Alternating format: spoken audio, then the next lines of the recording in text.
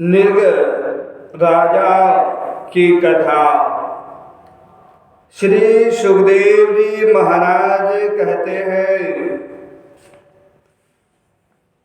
प्रिय परीक्षित से, परीक्षित, एक दिन शाम प्रधोम चारुभानु और गद आदि यदुवंशी राजकुमार घूमने के लिए उपवन में गए। वहां बहुत देर तक खेल खेलते हुए उन्हें प्यास लग गई। अब वे इधर उधर जल को खोज करने लगे। वे एक कुएं के पास गए। उसमें जल तो था नहीं। एक बड़ा विचित्र जीव दिख पड़ा उस कुएं के अंदर। वह जीव पर्वत के समान आकार वाला एक गिरगिट था। उसे देखकर उनके आश्चर्य की सीमा न रही। उनका हृदय करुणा से भर आया और वे उसे बाहर निकालने का प्रयत्न करने लगे।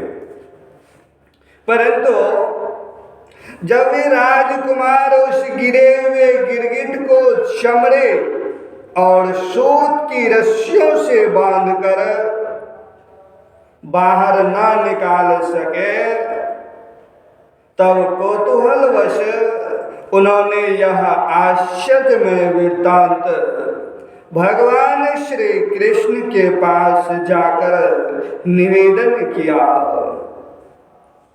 जगत के जीवन दाता कमल नयन भगवान श्री कृष्ण उस कुएं पर आए। उसे देखकर उन्होंने बाएं हाथ से खेल खेल में अनायास ही उसको बाहर निकाल लिया।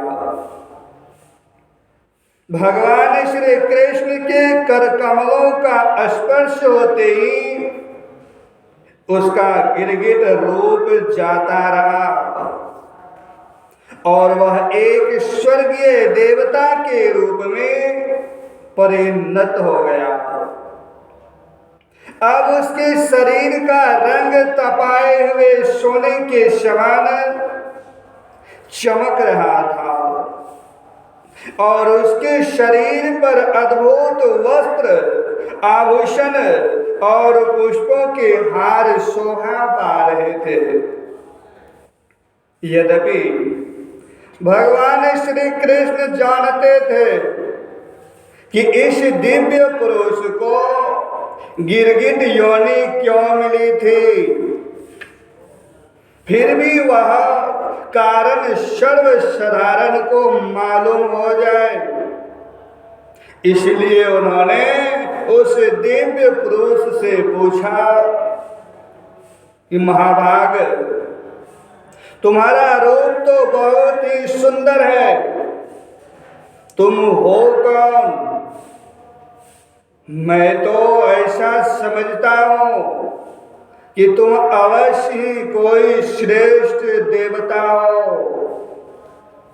कल्याण मूर्ते, किस कर्म के कारण, किस कर्म के फल से तुम्हें इस योनि में आना पड़ा था?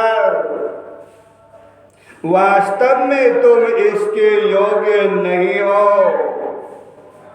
हम लोग तुम्हारा वृत्तांत जानना चाहते हैं। यदि तुम हम लोगों को वह बतलाना उचित समझो तो अपना परिचय अवश्य दो। तुम अपना परिचय अवश्य दो।